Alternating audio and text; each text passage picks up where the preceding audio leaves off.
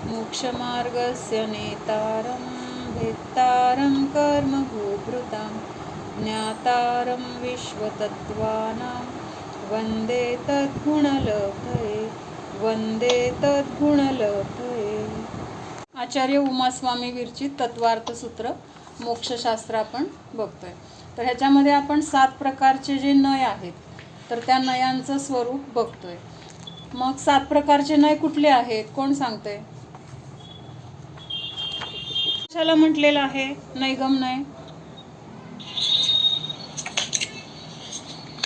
नैगम नय काय करतो तर जे काही सत पदार्थ ह्या विश्वामध्ये आहेत त्या सत्पदार्थांना पण विषय करतो आणि जे असत आहे म्हणजे ज्याचं अस्तित्व ह्या आत्ताच्या विश्वामध्ये नाही, पूर्वीही नव्हतं आणि पुढेही असणार नाही, अशा असतला आपण काय करतो तो विषय करतो। आणि हा नाही कशामध्ये येतो तर ज्ञानामध्ये, कल्पनेच्या रूपाने जे असत आहे तर ते कुठं करतोय आपण आपल्या ज्ञानामध्ये तशा कल्पना करतोय की असं असतं तर, तसं असतं तर, मी असं केलं असतं तर, म्हणजे ज्याच्या अस्तित्वाचं पुढं चान्स पण नाही आहे अशा गोष्टींना आपण सतत काय करतोय, कल्पना करतोय। आणि अशा कल्पनांना किंवा अशा प्रकारच्या संकल्प आणि विकल्पांना जो ग्रहण करतो किंवा ज्यांनी सामावून घेतलेला आहे तर तो काय आहे, नैगम नय आहे। मुख्यत्वेने काय सांगायचं की सत आणि असत ह्या दोन्ही प्रकारच्या पदार्थांना तो विषय करतो, असत पदार्थ तर नाहीत। आता असत पदार्थासाठी आपण काय घेतलं होतं की एक उदाहरणार्थ असं घेतलं होतं की बाबा आकाशामध्ये महाल किंवा आकाशाला फूल आहे किंवा गाढवाला शिंग आहेत किंवा हा कुणाचा मुलगा आहे तर हा वांझेचा पुत्र आहे, म्हणजे ह्या गोष्टी शक्य आहेत का? एखादी स्त्री अशी आहे की तिच्यामध्ये पुत्र होण्याची योग्यता नाही, तशी तिची शक्ती नाही आणि तिला जर मुलगा, तिचा हा जर मुलगा असं म्हटलं तर ते कसं आहे, खरं आहे की खोटं आहे? तर खोटं आहे, असत आहे। मग अशाला सुद्धा जो विषय करतो तर तो कोण आहे, नैगम नय असं म्हटलेलं आहे। त्याच्यानंतर संग्रह नय, संग्रह नय काय करतोय की त्यांनी असतला काय केलेलं आहे, सोडलेला आहे। म्हणजे त्याचा विषय फक्त काय आहे तर जे ह्या विश्वामध्ये पदार्थ आहेत, ज्यांचं अस्तित्व आहे अशा त्या सर्व पदार्थांना, म्हणजे सर्व द्रव्य आले, त्या द्रव्यांचे सर्व गुण आले आणि त्या गुणांच्या सर्व पर्याय आल्या, भूतकाळातील, वर्तमान काळातील आणि भविष्य काळातील। मग आता नैगम आणि संग्रहामध्ये फरक काय झाला की नैगम सत असतला विषय करतो आणि संग्रह नय फक्त सत पदार्थांनाच विषय करतो। पण सत पदार्थांना विषय करताना सुद्धा तो कसा विषय करतोय, तिथं सगळ्या प्रकारची सगळी द्रव्य आहेत किंवा भूतकाळात त्यांच्या ज्या काही पर्याय होत्या, कुठल्या भवामध्ये कुठला जीव असेल, कुठल्या क्षेत्रामध्ये असेल, कुठल्या गतीमध्ये असेल ते येणार किंवा त्याच्यानंतर ह्या पुद्गलांचं सुद्धा काय आहे, त्यांचं सुद्धा परिणामन चालू आहे की नाही, स्कंद रूपाने। मग कधी शुद्ध परमाणू रूपाने असेल, कधी स्कंद रूपाने असेल, ते स्कंद पण परत काय होत आहेत, वेगळे वेगळे होत आहेत, परत त्याच्यापासून नवीन स्कंद होतोय। म्हणजे असं जे परिणामन त्यांच्यामध्ये सुद्धा चालू आहे त्याचा पण तो विषय करतोय किंवा तिथं कमी जास्त किंवा चांगलं वाईट असा काही भेद नाही आहे। म्हणजे सरसकट आपण म्हणतो ना, असं सरसकट सगळ्या द्रव्यांना, त्यांच्या सगळ्या पर्यायांना, भूत भविष्य वर्तमान काळातील सगळं काही काय करतोय तो स्वतःमध्ये सामावून घेतोय, असा तो संग्रह नय आहे। संग्रह शब्दाचा अर्थच काय होतो की सर्व काही ग्रहण केलेला, म्हणजे सर्व काही स्वतःमध्ये त्यांनी सामावून घेतलंय, समावेश करून घेतलेला आहे, असा तो संग्रह नय आहे। मग आता ह्याच्यामध्ये जे आपण बघितलं, काय बघितलं की सर्व द्रव्यांना त्यांनी सामावून घेतलेलं आहे। मग ह्या 6ही द्रव्यांना, म्हणजे 6 द्रव्य कुठल्या अपेक्षेने म्हटलंय, जाती अपेक्षेने, की त्याच्यामध्ये जीव, पुद्गल, धर्म, अधर्म, आकाश, काल ही सगळी द्रव्य कशी आहेत, सत आहेत। पण सत असताना सुद्धा त्यांना सगळ्यांना एकत्रितपणे सामावून घेतलंय आणि संख्या अपेक्षेने ही किती आहेत, हे जे द्रव्य आहेत संख्या अपेक्षेने किती येणार, अनंतानंत येणार। म्हणजे तो सुद्धा कसा आहे तर त्याचं पण, म्हणजे आता असं म्हटलं की नैगम नयाचं पोट सगळ्यात मोठं आहे, काय म्हटलं? नैगम नयाचं पोट सगळ्यात मोठं आहे. का मोठं आहे? जेवढं काही आहे ते पण आणि जे काही नाही त्यांना पण तो काय करतोय? स्वतःच्या पोटामध्ये सामावून घेतोय. मग त्याच्यापेक्षा ह्या संग्रह नयाचं पोट काय आहे? थोडं लहान आहे. पण बाकीच्या नयाच्या मानाने संग्रह नय सुद्धा कसा आहे? मोठा आहे. नैगम नयाच्या अपेक्षेने लहान आहे, पण बाकीच्या 5 द्रव्यांच्या 5 नयाच्या अपेक्षेने संग्रह नय सुद्धा कसा आहे? तर मोठाच आहे. कारण त्यांनी पण सगळ्या द्रव्यांना सामावून घेतलेलं आहे. आणि कसं सामावून घेतलंय? अविरोधपणे. म्हणजे ते सगळं ग्रहण करताना कुठल्याही द्रव्याला कसलाही विरोध नाही, सहजपणाने त्यांनी ते ग्रहण केलेलं आहे. काय सांगितलंय की ग्रंथकार कहते हैं कि शुद्ध तत्व या शुद्ध नय तो वचन के द्वारा कहा नहीं जा सकता. म्हणजे शुद्ध नय कशाला म्हटलेलं आहे? तर आपल्या आत्म्याचं जे चिंतन आपण करतो किंवा आत्म्याचा आपल्याला जो काही अनुभव होतो, तर तो अनुभव तिथं आपण आपल्या वचनाच्या द्वारे सांगू शकत नाही. काय म्हटलं? की जो आत्म्याचा अनुभव, आता मी गोड पदार्थ खाल्ला तर त्याच्याबद्दल मी काय सांगणार? सांगून खूप छान पदार्थ होता किंवा त्या पदार्थामध्ये हे ॲटम होते. पण जो अनुभव आपण अनुभवलाय ना, ते सांगू शकतो का आपल्या शब्दांच्या द्वारे? ते सांगू शकत नाही. मग तसं ते सांगतायत की इथं शुद्ध नय वचन के द्वारा कहा नहीं जा सकता, किंतु उससे भिन्न तत्व या व्यवहार नय ही वचन के द्वारा कहा जा सकता है. म्हणजे आता हे 7 नय जे आपण बघतोय ना, किंवा ह्याचं जे आपण स्पष्टीकरण वगैरे, तर हे कशामध्ये येणार आहे? व्यवहार नयामध्ये येणार आहे. हे 7 नय जे बघितलेत आपण, नैगम, संग्रह, व्यवहार वगैरे, तर हे कशामध्ये येणार आहेत? व्यवहार नयाचं हे कथन असणार आहे. क्योंकि व्यवहार नय ही शुद्ध नय को कहने वाला है. मग मी जीव आहे, माझ्यामध्ये अनंत सुख आहे, किंवा मी असा मला आत्म्याचा अनुभव घेतल्यानंतर शांती वाटते, असं जे आपण काही बोलणार आहे, तर ते कशाच्या द्वारे बोलणार आहे? वचनाच्या द्वारे बोलणार आहे. म्हणून त्याला सुद्धा काय, शुद्ध नयाला सांगणारा सुद्धा व्यवहार नयच आहे. इसलिए उसको शुद्ध देश अर्थात शुद्ध नय को कहने वाला भी कहते हैं, तथा जो भेद को उत्पन्न करने वाला है उसको अशुद्ध नय कहते हैं. भेद को उत्पन्न करने वाला है म्हणजे एक अखंड वस्तू आहे आणि त्या वस्तूला आपण वेगळं वेगळं करून जाणतोय. वेगळं वेगळं करून म्हणजे कसं? समजून घेण्याच्या अपेक्षेने. हा ज्ञानगुण, ज्ञानगुणाचं कार्य हे, किंवा हा चारित्र्यगुण, चारित्र्यगुणाचं कार्य हे, असं वेगवेगळ्या गुणांना आपण जाणत असताना तिथं आपण म्हणलं ना, ज्ञानगुण वेगळा आहे, चारित्र्यगुण वेगळा आहे. का वेगळा आहे? तर ज्ञानगुणाचं कार्य चारित्र्यगुणामध्ये नाही आहे, किंवा चारित्र्यगुण जो आहे तो ज्ञानगुणाचं कार्य करत नाही. म्हणजे प्रत्येकाचं अस्तित्व त्यांच्या कार्याच्या अपेक्षेने स्वतंत्र आहे. म्हणूनच त्यांना अशी वेगळी वेगळी नावं दिलेत. पण आपण त्यांना असं काढून वेगळं ठेवू शकत नाही. मग असं कथन जे बघतोय ना आपण, तर त्याला पण काय म्हटलेलं आहे? अशुद्ध नय असं म्हटलेलं आहे. म्हणजे व्यवहारात जो काही आहे तर तो कुठल्या नयामध्ये येणार? मग अशुद्ध नयामध्येच येणार, किंवा त्या कथनाला अशुद्ध नय असं म्हटलेलं आहे. आणि एकमेव शुद्ध नय कुठला आहे? किंवा शुद्ध तत्व कुठलं आहे? तर एक स्वतःच्या आत्मस्वरूपाचं अनुभवणं, हेच आहे शुद्ध तत्व. इस रीति से शुद्ध, शुद्धादेश और अशुद्ध के भेद से नय 3 प्रकार का है. म्हणजे आता इथं परत म्हणजे प्रत्येक जण अपेक्षेने वेगळं वेगळं सांगतायत भेद. म्हणजे नयाचे जरी भेद असले तरी ते भेद करताना तिथं अपेक्षा वेगळी आहे. आता इथं कुठली अपेक्षा आली? की कथन करताना तिथं कशाला कथन केले, तर त्याच्यावरून तिथं काय म्हटलेलं आहे? शुद्ध नय किंवा अशुद्ध नय असं म्हटलेलं आहे. उन तीनों में जो शुद्ध नय है वह शुद्धादेश तथा अशुद्ध नय के उपाय से प्राप्त होता है. मग ह्या शुद्ध नयापर्यंत आपल्याला पोहोचायचंय. म्हणजे ह्या नयातून आपल्याला काय मिळवायचंय, किंवा नय समजून घेण्यासाठी समजून घेऊन आपल्याला प्रयोजन आपलं काय आहे? कशासाठी नय समजून घ्यायचेत?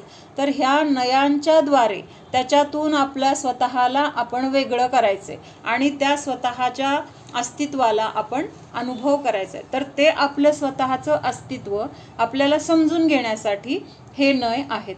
मग इथं काय सांगितलं त्याने आत्ता? की म्हणजे अशा पद्धतीने आपल्या स्वतःच्या अस्तित्वाला जाणून घेण्यासाठी ह्या बाकीच्या नयांच्या द्वारे आपल्याला तिथपर्यंत पोचायचंय की काय सांगितलं, नैगम नयामध्ये काय आहे किंवा संग्रह नयामध्ये काय आहे, व्यवहार नयामध्ये काय आहे, हे सगळं आपण जाणून घेऊन तिथून आपल्याला आपल्या शुद्ध स्वरूपाकडे जायचं आहे. लक्षात येते का? त्यामुळं हे सगळं काय आहे तर आपल्या शुद्ध अवस्थेपर्यंत पोचवणारे हे काय आहे तर अशुद्ध नय आपल्याला तिथपर्यंत नेऊन पोचवणार आहेत. अशुद्ध म्हणजे तिथं घाण झाली ह्या अपेक्षेने घ्यायचं नाही बरं का. अशुद्ध का म्हटलं तर तो व्यवहार आहे आणि आपलं जे म्हणजे आत्म्याचं जे अस्तित्व आहे तर ते अस्तित्वच काय म्हटलेलं आहे, शुद्ध. मग ज्या वेळेस आपण आपल्या स्वतःच्या अस्तित्वाला जाणतोय किंवा आत्म्यामध्ये रमलेलं आहोत तर तेव्हा तिथं शुद्ध स्वरूपाला जाणलं किंवा तिथं ते शुद्ध स्वरूप म्हटलं गेलं. पण ह्या शुद्ध स्वरूपाला जाणण्यासाठी ह्या ज्या बाकीच्या नयांचा आपण तिथं आधार घेतोय त्याच्याद्वारे आपण तिथंपर्यंत पोचतोय. त्यामुळं ते सगळं काय आहे तर अशुद्ध असं म्हटलेलं आहे किंवा ह्या आपल्या आत्म्यापर्यंत पोचण्यासाठी ह्या नयांचाच आपल्याला उपाय करावा लागणार आहे. इसलिए विद्वानों ने शुद्ध नय का ही आश्रय करना इसलिए विद्वानों को शुद्ध नय का ही आश्रय करना चाहिए. यह नियम है कि आपस में एक दूसरे की अपेक्षा करने वाला ही नयों का समूह कार्यकारी होता है, परंतु एकांत से भिन्न भिन्न नय नहीं है. म्हणजे एकाच अपेक्षेला धरून जर आपण त्याला म्हटलं की म्हणजे आता आपण नयाची व्याख्या काय केली आहे की वस्तूच्या एका अंशाला जाणत असताना बाकीच्या अंशाचा तिथं निषेध नाही आहे, म्हणजे त्यांच्या अस्तित्वाचा आपण तिथं काय आहे स्वीकार केलेला आहे. पण इथं ते काय म्हणतायत, जर त्या बाकीच्या गुणांचा आपण स्वीकार न करता तेवढ्या एकाच गुणधर्माला जर जाणलं मानलं तर तिथं काय होणार आहे, ते नय पण म्हटले जाणार नाहीत. यद्यपि शुद्ध नय ही ग्रहण करणे योग्य है, तथापि व्यवहार नय के बिना शुद्ध नय कदापि नहीं हो सकता. म्हणजे आपल्या आत्मस्वरूपाला जाणण्यासाठी किंवा आत्मस्वरूपापर्यंत पोहोचण्यासाठी आपल्याला ह्या व्यवहार नयाशिवाय पर्याय नाही. नाहीतर आपल्याला कसं कळणार माझं स्वरूप काय आहे, माझ्यामध्ये काय गुणधर्म आहेत किंवा नक्की मी कसा आहे आणि मी स्वतःला कसं मानलंय, हे आपल्याला कोण दाखवून देणार आहेत, हे नयच दाखवून देणार आहेत. म्हणजे आपल्याला समजून घेण्यासाठी ह्या नयांची गरज आहे, त्याशिवाय आपल्याला आपलं अस्तित्व लक्षात येणार नाही. इसलिए व्यवहार नय से ही शुद्ध नय को सिद्ध करना योग्य है, क्योंकि व्यवहार नय की अपेक्षा नहीं करने वाला शुद्ध नय कोई कार्यकारी नाही है. नाही मला काय गरजच नाही, मी माझ्या आत्म्याला जाणणार असं म्हणून आपण जाणू शकणार आहे का? त्या आत्म्याचं आपल्याला ज्ञानच नाही आहे ना. आत्मा कसा आहे, त्याचे काय गुणधर्म आहेत, त्याला काय लागतं काय लागत नाही, ह्या सगळ्या गोष्टी जर आपल्याला माहीत नसतील तर त्या आत्म्याला आपण प्राप्त करू शकणार नाही. म्हणून इथं ह्या नयांची आवश्यकता आहे. तथा निश्चय नय की अपेक्षा नहीं करने वाला व्यवहार नय भी कोई प्रयोजन का नहीं है, किंतु एक दूसरे की अपेक्षा करने वाले ही नय कार्यकारी है. एक दूसरे की अपेक्षा म्हणजे एकाबरोबर बाकी सगळ्या गुणांचं अस्तित्व स्वीकारणं किंवा त्यांचं पण तिथं गौणतेनं अस्तित्व आहे हे मानणं, तर हे काय आहे तर कार्यकारी आहे.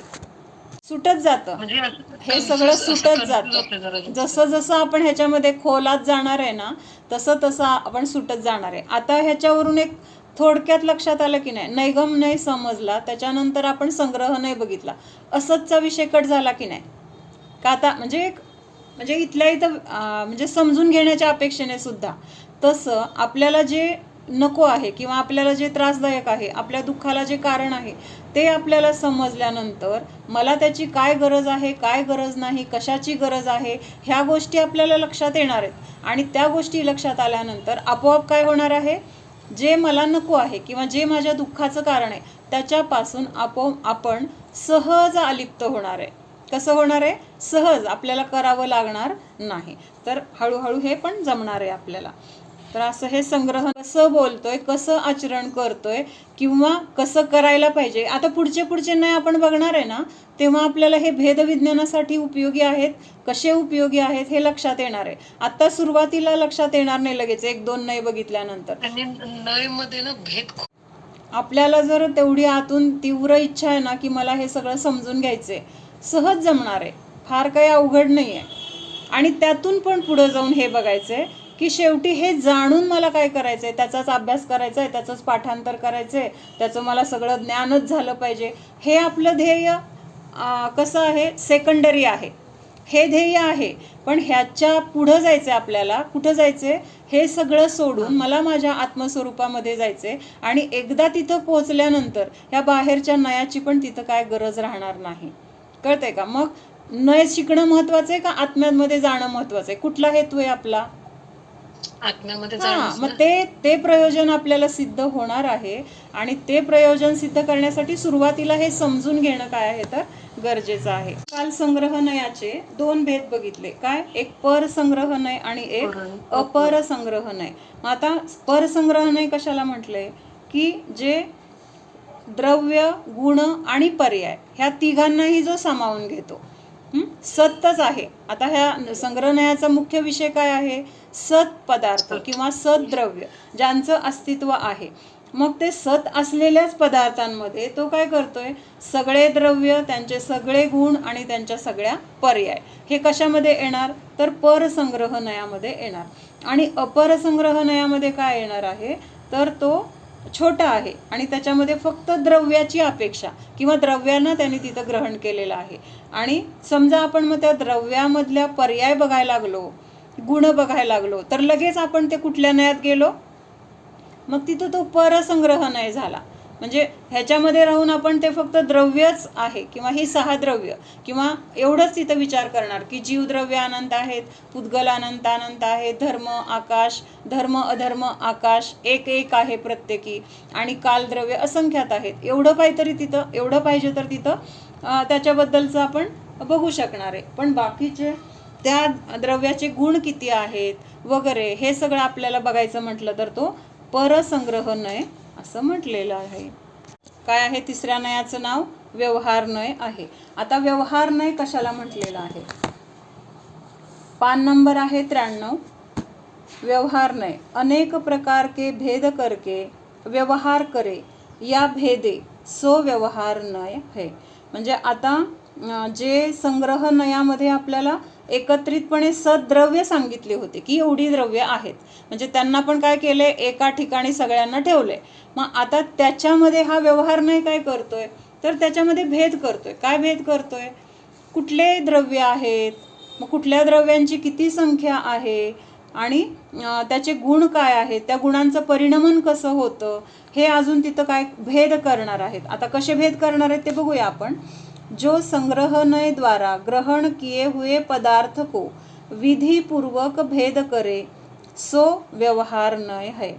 जिसके जैसे सत के 2 प्रकार है, द्रव्य और गुण. द्रव्य के 6 भेद है, जीव, पुद्गल, धर्म, अधर्म, आकाश आणि काल. गुण के 2 भेद है, सामान्य और विशेष. इस प्रकार जहाँ तक भेद हो सकते हैं वहाँ तक यह नय प्रवृत्त होता है. म्हणजे आता काल आपण जे संग्रहनयामध्ये असं म्हणत होतो की काय म्हटलं की ह्या म्हणजे द्रव्य आहेत, गुण आहेत, मग त्यांचे अनंत गुण आहेत, त्यांच्या अनंत पर्याय आहेत. म्हणजे हे तिथं कॉमन रूपाने होतं. कॉमन म्हणजे काय, एकाच ठिकाणी सगळ्यांचं. पण आता इथं काय करते ते प्रत्येक द्रव्य किंवा त्या द्रव्याचे गुण कसे आहेत किंवा त्याच्या गुणांमध्ये पण परत काय भेद आहेत. गुण कसे आहेत तर सामान्य पण आहेत आणि विशेष पण आहेत. मग हे सामान्य गुण कुठले आहेत, कुठल्या जीवाचे आहेत किंवा कुठल्या द्रव्याचे आहेत, प्रत्येक द्रव्याचे विशेष गुण कुठले आहेत, असं तिथं तो भेद भेद भेद करत जातो. किंवा आता जीव आहे, मग जीवाचे भेद कसे करून बघणार, संसारी आहे, मुक्त आहे. आता जीव म्हणून एक समजा द्रव्य घेतलं तर त्या जीवामध्ये पण परत प्रकार आहेत की नाही. कसे प्रकार आहेत तर जीव संसारी पण आहे, मुक्त पण आहे, एकेंद्रिय पण आहे, 2 इंद्रिय पण आहे, 3 इंद्रिय पण आहे. मग त्या 3 इंद्रियामध्ये पण परत काय आहेत, 3 इंद्रियवाला जीव एकच आहे का, 3 इंद्रियवाले जीव ते पण त्याचे प्रकार अनेक आहेत. ते पण अजून असं प्रत्येक काय आहे तर तिथं आणखीन खोलात खोलात खोलात जाऊन तिथं त्यांनी भेद करून तिथं भेद करण्याचं काम ह्या व्यवहारनयाने केलेलं आहे. म्हणजे जिथपर्यंत आता पुन्हा भेद होणार नाही अशापर्यंत जाऊन तो काय करतोय तर भेद करत जातो. तो व्यवहारनय आहे. व्यवहारनय संग्रहनय के द्वारा ग्रहण किए पदार्थों का विधीपूर्वक भेद करता है. विधीपूर्वक म्हणजे कसं पण करत नाहीये, तर त्या एका पद्धतीनेच व्यवस्थित जाणार. एकदम एक इंद्रिय जीव त्याच्यानंतर डायरेक्ट 5 इंद्रिय जीव असं नाही, तर तिथं तो क्रमाने तिथंपर्यंत पोहोचणार आहे. संग्रहनय ने सबको ग्रहण किया, सिर्फ संग्रह किया, भेद नहीं किया. म्हणजे काल बोलताना कदाचित मी असं बोललेले आहे बरं का, की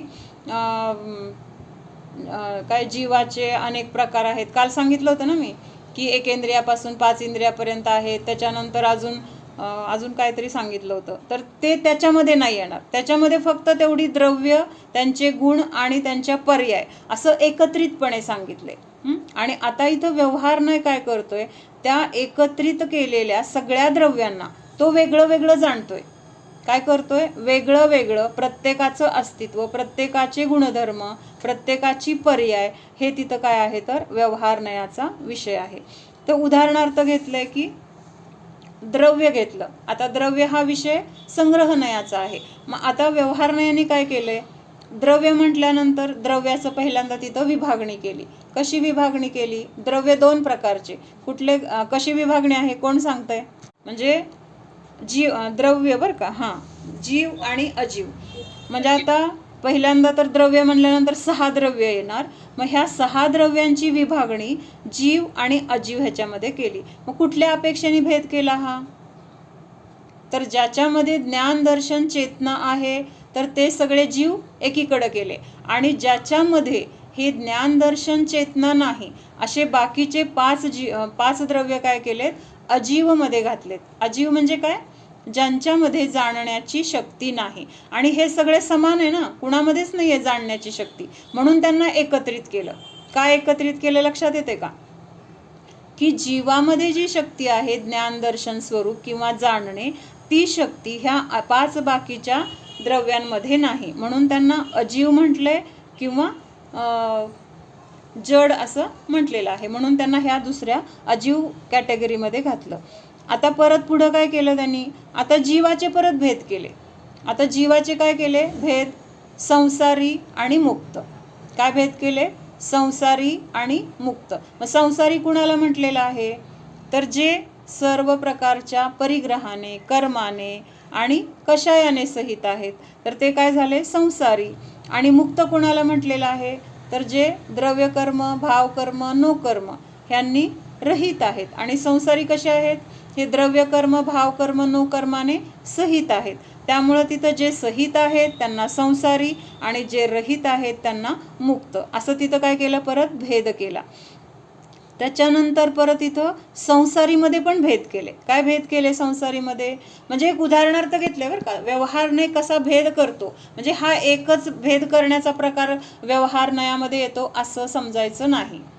असे भेद तो प्रत्येक द्रव्याचे करू शकेल किंवा प्रत्येक त्या गुणांमध्ये परत भेद करू शकेल. म्हणजे हे सगळं काय आहे, भेद कसं केलेलं आहे ते दाखवण्यासाठी इथं एक उदाहरण दिलेलं आहे. आता संसारीचे भेद काय होणार, संसारीचे भेद कोण सांगतंय, संसारीचे भेद कसे होणार, जीवनमुक्त. जीवनमुक्त नाही संसारी जीव आहेत. आता मुक्त संपले, मुक्तांचा विषय नाही. आता इथं फक्त संसारामध्ये असलेल्या जीवांना, 4 गतीतले नित्यात्वी आणि त्रस आणि स्थावर. त्रस आणि स्थावर हे काय झालं, परत संसारीमध्ये भेद केले. आता परत त्रस जीवांचे भेद कसे होणार, काय होणार त्रस जीवांचे भेद, ते 5 भेद ना, एकेंद्रियापासून पंचेंद्रिय. त्रस म्हटलंय मी, त्रस 2 इंद्रियापासून पंचेंद्रिय. हा त्रस मध्ये पण पहिल्यांदा 2 प्रकारचे भेद होणार, एक विकलेंद्रिय आणि एक पंचेंद्रिय. कळतंय का. आता विकलेंद्रिय कशाला म्हटलेलं आहे, तर 2, 3 आणि 4 अशा ह्या 3 प्रकारच्या जीवांना काय म्हटलेलं आहे, विकलेंद्रिय म्हणजे ज्यांना 2, 3 किंवा 4 इंद्रिय असतील असे जीव विकलेंद्रियमध्ये येणार. आणि ज्यांना 5 इंद्रिय आहेत त्यांना काय म्हटलं जाणार? पंचेंद्रिय. आता विकलेंद्रियमध्ये परत काय भेद होणार? विकलेंद्रियमध्ये परत म्हणजे तिथं आलंच ते 2, 3, 4 त्याच्यामध्ये भेद करायची ठीक आहे गरज नाही आहे. पण पंचेंद्रियमध्ये परत काय भेद होणार? संज्ञी संज्ञी असंज्ञी. बरोबर. आणि आता राहिला कुठला? स्थावर. आता स्थावरचे भेद काय होणार? स्थावरचे भेद हा अग्नी, जल, वायू, पृथ्वी, वनस्पती हे सगळे काय आहेत? हा हे स्थावर मध्ये 5 भेद येणार. मग आता आपण जे संज्ञी असंज्ञी केले किंवा 2, 3, 4 इंद्रियवाले केले मग त्याच्यामध्ये पण परत काय आहेत? अनेक प्रकार. 1, 2 इंद्रियामध्ये सुद्धा किती प्रकार आहेत? 3 इंद्रियामध्ये किती आहेत? 4 इंद्रियामध्ये किती आहेत? म्हणजे असं सगळं काय होतंय तिथं पुढं पुढं भेद करत गेलं जातंय. किंवा आता इथं पृथ्वी कायिकमध्ये पण किती प्रकार आहेत? हे दगड, माती वगैरे. त्याच्यानंतर अजून जे काही जमिनीत सगळे धातू लोखंड, सोनं पासून सगळं येणार. हा मग त्याच्यामध्ये हे पण येणार. म्हणजे तिथं परत भेद झाले की नाही? पृथ्वी कायिकमध्ये पण फरशीमध्ये सुद्धा किती प्रकार आलेत? मार्बल आहे, ग्रॅनाइट आहे किंवा अजून ते रेडीमेड केलेली आहेत. असं सगळं काय आहे ह्याच्यामध्ये भेद होत जाणार. हे समजून घेण्यासाठी बरं का, आपल्याला काय त्याच्याशी प्रयोजन नाही आत्ता इथं. त्याच्यानंतर मग ते एका जीवामध्ये ह्या 4 प्रकारांनी बघितलं जातं ना. म्हणजे जोपर्यंत तो शरीरात आहे तोपर्यंत पृथ्वी कायिक, शरीर सोडलेलं म्हणजे जीव निघून गेलाय पण त्याचं शरीर आहे ते पृथ्वी काय, असं काहीतरी. मला त्याचं नीट क्लिअर अजून म्हणजे लक्षात नाहीये. उगीच जमलिंग होऊन त्याचं त्याला सांगितलं जाईल. पण एकाच जीवामध्ये ते लावलं जातं. नाही ते हा म्हणजे असं जर नीट लक्षात नसलं तर उगी ते चुकीचं ग्रहण होतं म्हणून म्हटलं. आता मला इथं ती अपेक्षा नाहीये. मला काय म्हणायचंय, पृथ्वी कायिकमध्ये किती प्रकाराने जीव आहेत. म्हणजे आता हे दगड, माती वगैरे किंवा सोनं, चांदी, लोखंड किंवा ते निकेल का अजून बरेच आहेत. आपल्याला काय आता इथं मुख्यतः उदाहरणासाठी आपण 2-3 बघतो. पण असताना किती प्रकारचे धातू आहेत, किती प्रकारची खनिज आहेत, खडक आहे किंवा अजून काय काय आहे, हे सगळं कशामध्ये येणार? पृथ्वी कायिकमध्ये येणार. किंवा वनस्पती कायिकमध्ये सुद्धा किती आहेत? वनस्पती कायिकचे भेद किती आहेत? 28,000 काहीतरी भेद आहेत. हो ना मावशी?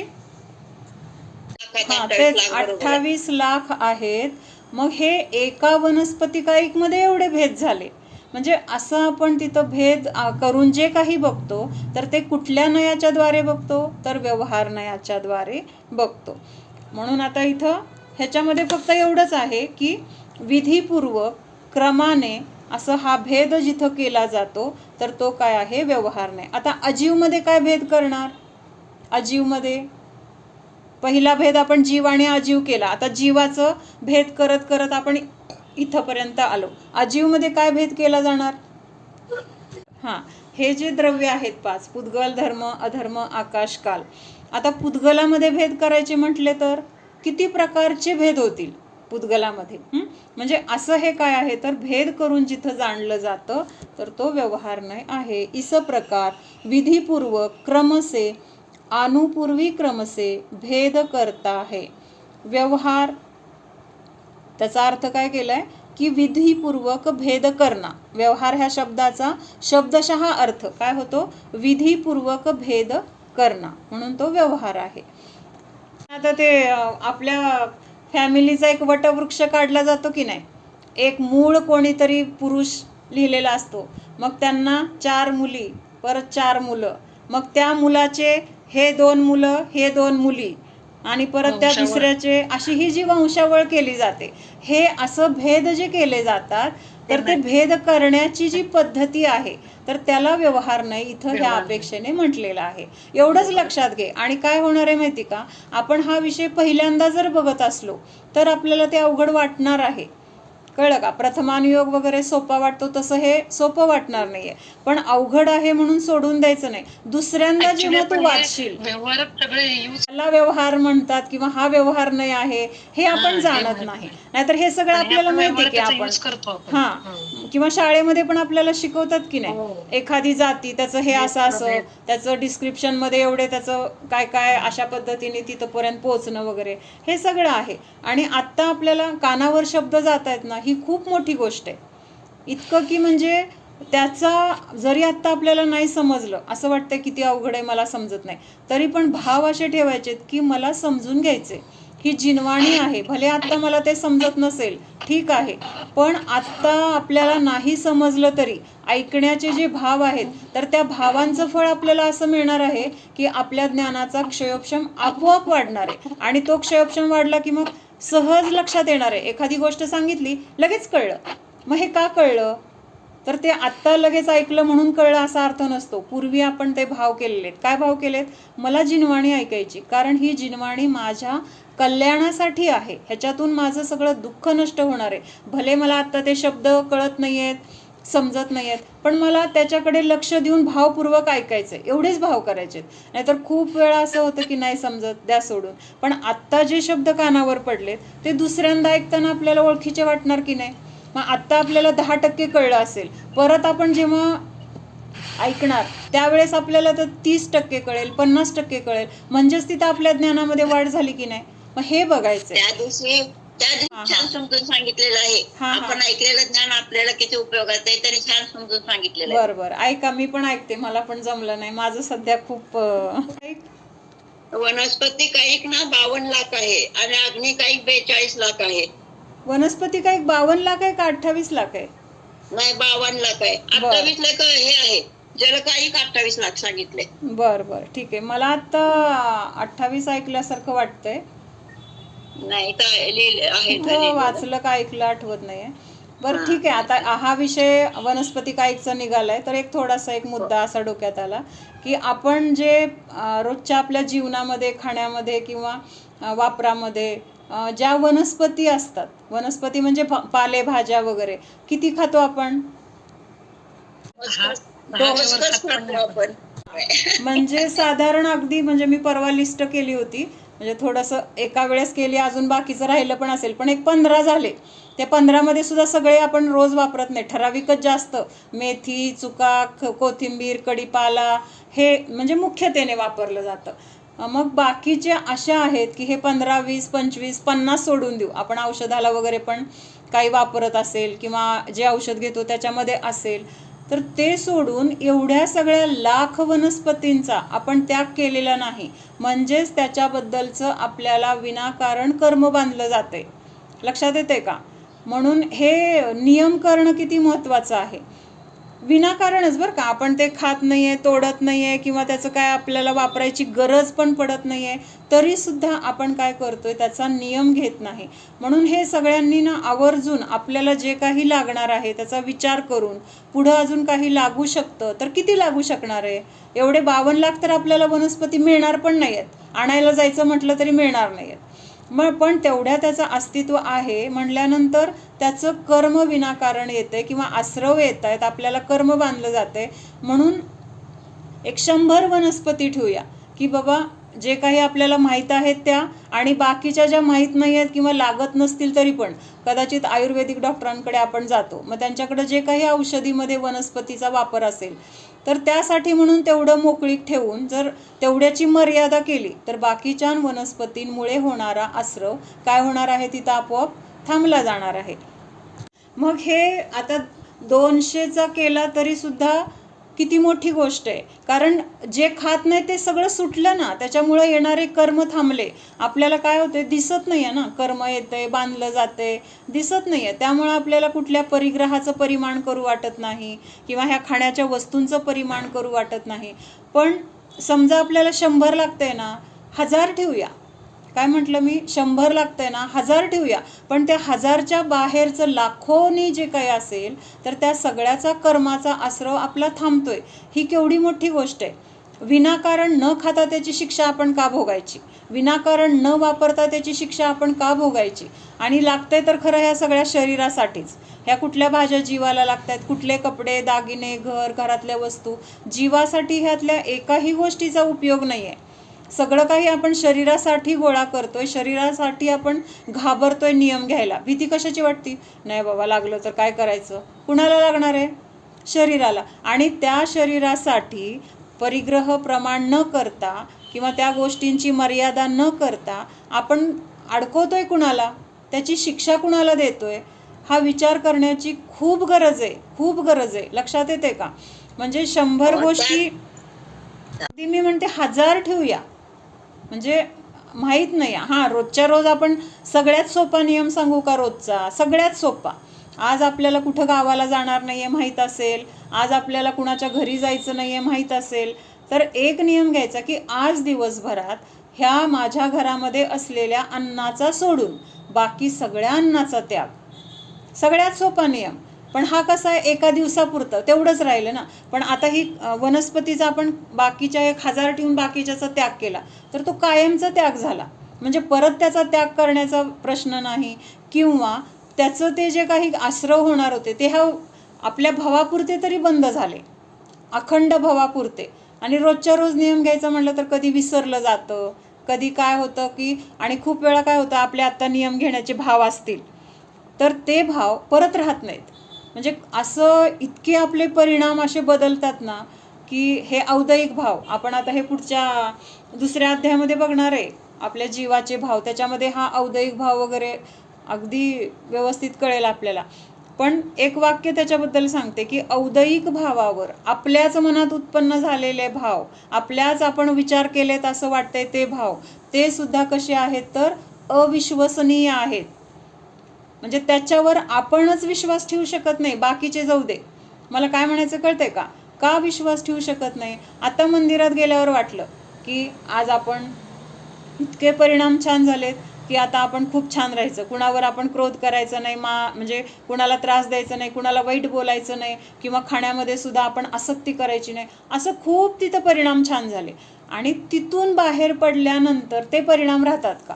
घरी आल्यानंतर परत काहीतरी मनाविरुद्ध घटना झाली, अशी चिडचिड झाली, असं कुणाला तरी काहीतरी बोललो, आणि मग ते आपण मंदिरामध्ये ठरवलेले विचार राहिले का?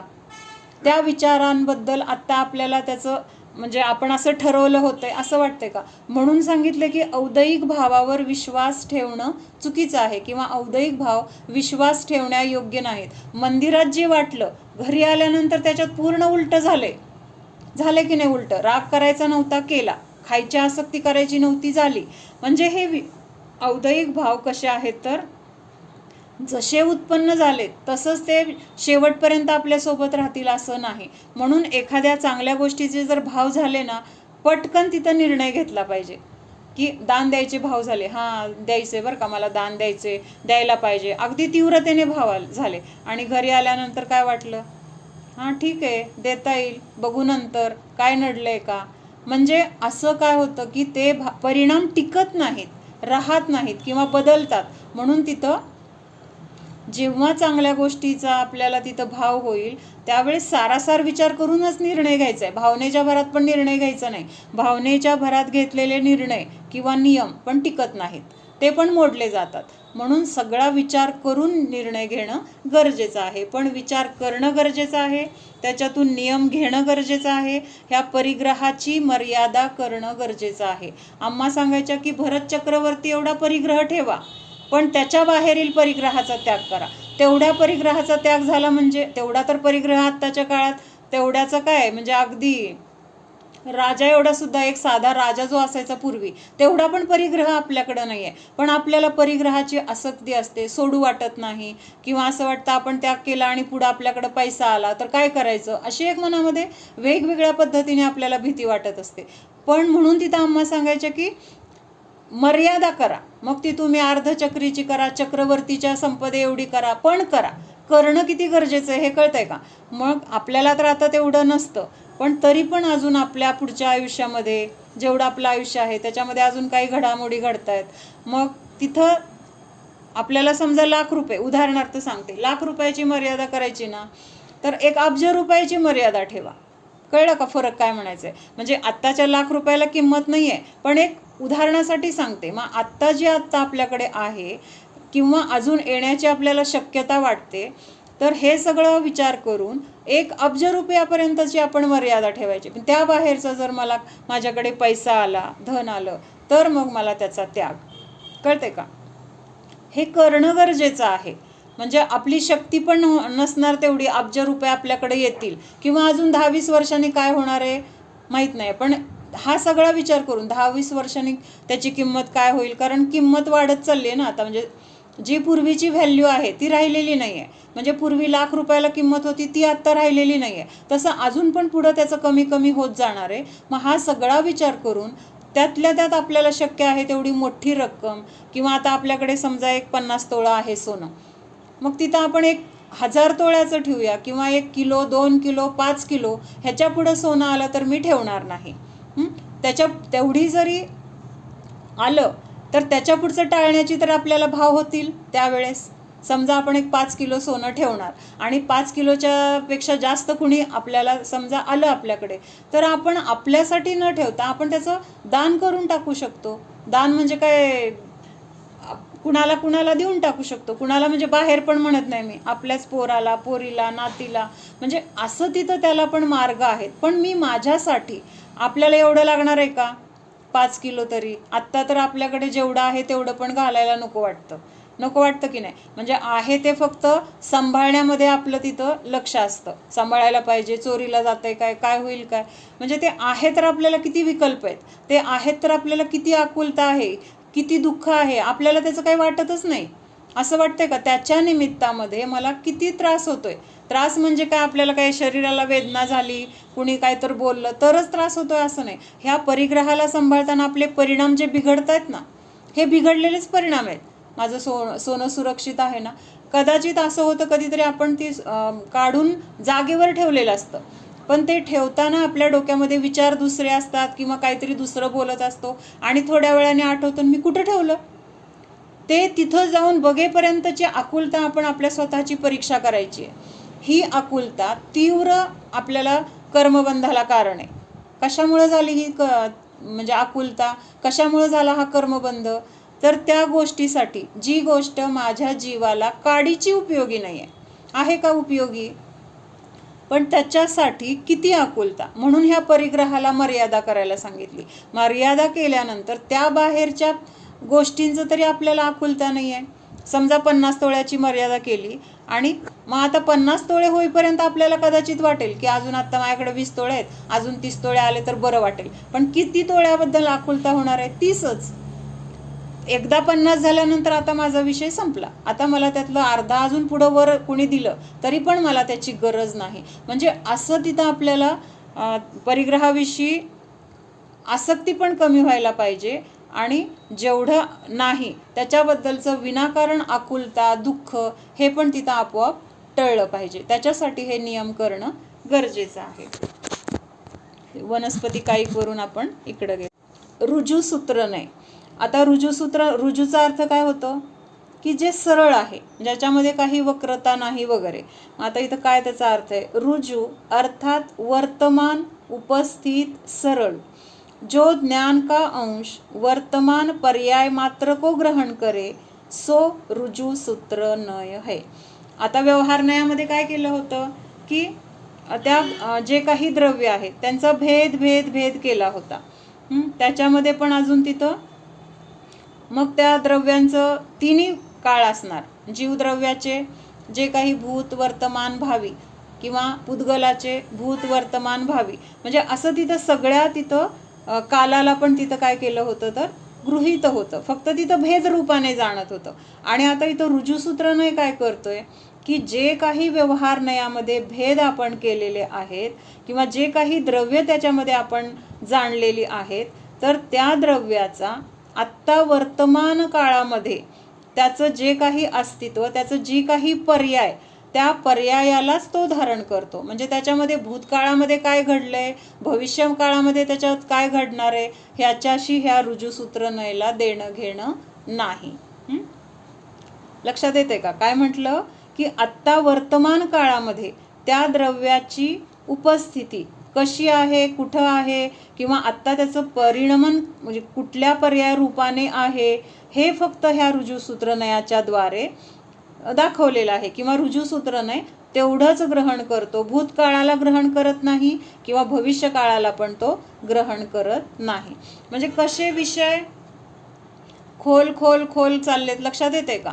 किंवा काही विषय कसे त्याच्यामध्ये सोडून दिले जात आहेत. मागच्या नयाचा विषय पुढच्या नयामध्ये येताना त्याच्यामध्ये काहीतरी सोडलं गेलेलं आहे किंवा त्याच्यामध्ये काहीतरी भेद केलेला आहे. म्हणजे असं तिथं पुढच्या नयाचा विषय काय आहे, सूक्ष्म सूक्ष्म होत गेलेला आहे. आता ऋजुसूत्र नयाचा विषय काय सांगितलाय की आत्ता वर्तमान काळातील पर्याय, त्या पर्यायालाच तो काय करणार आहे, विषय करणार. म्हणजे भात शिजवत असतानाच तिथं भात शिजवतोय, भात झाला असं नाही म्हणणार, किंवा भात करतोय असं नाही. म्हणजे मोगम बोलणं इथं चालणार नाही. आत्ता काय करतोय, जेवायला बसल्यावरच जेवतोय म्हणणार. आता फोन आला आणि जेवायला बसायचंय, मग काय करतोय, काय नाही जेवतोय, असं बोलणं तिथं येणार नाही. कशामध्ये, ऋजुसूत्रनयामध्ये. म्हणजे सरळ जे आहे ते, जे होतं ते नाही, जे पुढं होणार आहे त्याच्याशी पण नाही, सरळ बोलणार. म्हणजे कळते का, मागच्याला धरून बोलणार नाही, पुढच्याला धरून बोलणार नाही, असा हा ऋजुसूत्रनय आहे. हाँ, ऋजुसूत्रनय जो वर्तमानकालीन सरल पर्याय रूप से उस द्रव्य को जानता है, भूत भविष्य पर्यायों का विषय ग्रहण नहीं करता, विद्यमान अवस्थित वस्तु को ही विषय करता है. विद्यमान म्हणजे काय, विद्यमान शब्दाचा अर्थ काय होतो,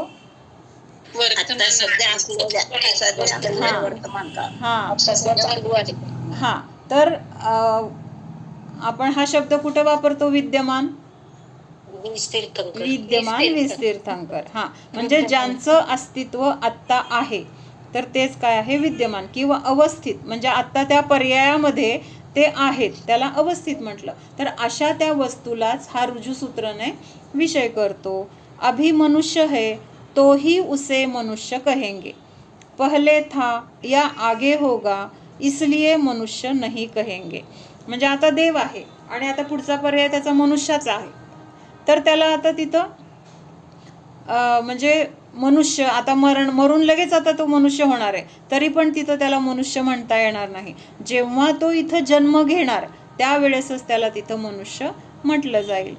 अभिसिद्ध है तोही सिद्ध कहेंगे, म्हणजे आता जे सिद्ध भगवान आहेत त्यांना सिद्ध म्हटलं जाईल. मग आता आपण असं म्हणतो ना की आपण आत्ता सिद्ध अवस्थेत नाही, म्हणजे आत्ता आपली पर्याय तर कशी आहे, संसारी आहे, पण सिद्ध योग्यता आहे माझ्या, म्हणजे सिद्ध होण्याची योग्यता माझ्यामध्ये आहे. मग मी स्वतःला सिद्ध स्वरूप अनुभवायला पाहिजे किंवा मी सिद्धच आहे हा विश्वास करायला पाहिजे. म्हणजे हे चुकीचं आहे असं मला म्हणायचं नाही आहे, पण ह्या नयाच्या अपेक्षेने ते चुकीचं आहे. हा नय ते स्वीकारणार नाही, कळलं का. हा नय काय करणार आहे की तुम्ही सिद्ध झाल्यानंतरच सिद्ध म्हणणार तुम्हाला. जोपर्यंत आत्ता मनुष्य पर्यायामध्ये आहे, भले मुनी असतील, अरिहंत अवस्थेमध्ये असतील, आता अरिहंत तर त्यांचं त्या भावातलं आयुष्य संपलं की सिद्धच होणार आहेत, पण त्यांना सुद्धा तो सिद्ध म्हणून ग्रहण करणार नाही. म्हणजे त्या वर्तमानामध्ये जी काही पर्याय आहे त्या पर्यायामध्ये असलेल्यालाच तिथं त्या पर्याय रूपाने स्वीकारणार आहे. जैसे दिखता है वैसा ही कहेंगे, पहले को या आगे होने वाले पर्याय का आरोप उस पर नहीं कर सकते.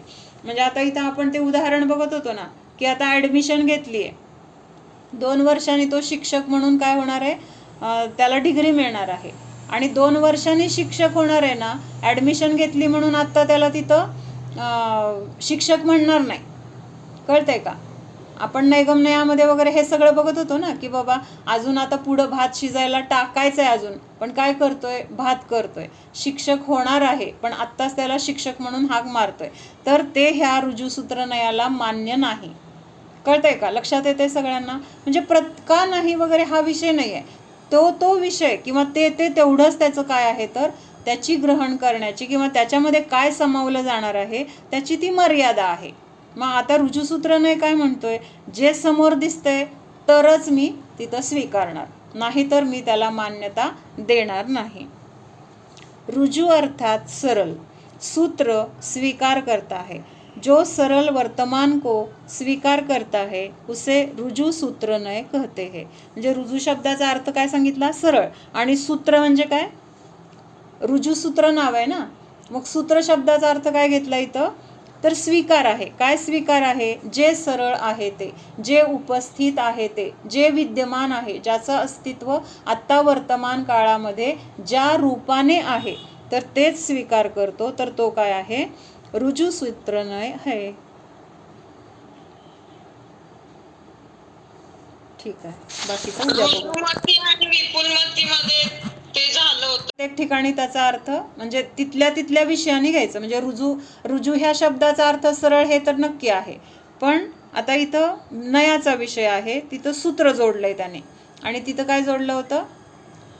रुजूमती, विपुल, मनपर्यय ज्ञान असं. पण रुजू ह्या शब्दाचा अर्थ सरळ आहे. किंवा आपली ती पूजा आहे ना दशलक्षणची, त्याच्यामध्ये पण येतं ना सरळ स्वभावी होय काय तर. हो, सावधान जाणं, हा मी शुद्ध जीव आहे, जाणणारा आहे, मात्र जाणत आहे. जाणणे सोडून मी अन्य काहीही करणारा नाहीच. जाणा, हा मी जीवच आहे, अन्य द्रव्य नाही. मी उद्गल नाही, धर्म नाही, अधर्म नाही, आकाश नाही, कालद्रव्य देखील नाहीच. या 5 अजीव द्रव्यापासून स्वतःला भिन्न अनुभव करा. माझी जीव जाती आहे, अजीव नाही, कारण माझ्यामध्ये ज्ञान दर्शन चेतना आहे. हा मी या चैतन्य स्वरूपाने जगणारा आहे, जीवत्व शक्तीने जगणारा आहे. मला जगण्यासाठी अन्नाची, शरीराची, इंद्रियांच्या विषयाची गरज नाही. निर्णय करा. मी या बाह्य वस्तूंवर जगणारा नाही. मला माझ्या अस्तित्वासाठी, जगण्यासाठी, सुरक्षिततेसाठी परद्रव्याची गरज नाही. मी परिपूर्ण आहे, स्वयंपूर्ण आहे. जाणा, स्वतःच्या अस्तित्वाला जाणा. शरीराचे अस्तित्व मी नाही, माझे नाही. शरीराच्या निमित्तात गोळा झालेला संयोग मी नाही, माझा नाही. हे सर्व पर आहे. जाणा, परद्रव्यरहित स्वरूपोऽहम्, परभावरहित स्वरूपोऽहम्. ओम विसर्जन. नमो अरिहंताणं, नमो सिद्धाणं, नमो आयर्याणं, नमो उवज्झायाणं नमो लोये सव्वसाहुणं नमो अरिहन्ताणं नमो सिद्धाणं नमो आयर्याणं नमो उवज्झायाणं नमो लोये सव्वसाहुणं नमो अरिहन्ताणं नमो सिद्धाणं नमो आयर्याणं नमो उवज्झायाणं नमो लोये सव्वसाहुणं दुःखकौ कम्मकौ बोहिलाओ सुवैगमनं समाही मरणं जिनगुणसंपत्ती होदुमच्छं नमोस्तो नमोस्तो नमोस्तो माझ्या परिणामांची परम विशुद्धी हो. मोक्षाला जाईपर्यंत ब्रह्मचर्य राहो, मुनी हो, दानास पात्र राहो, आत्मध्यान घडो. चला, जय जिनेंद्र सगळ्यांना. जय जिनेंद्र.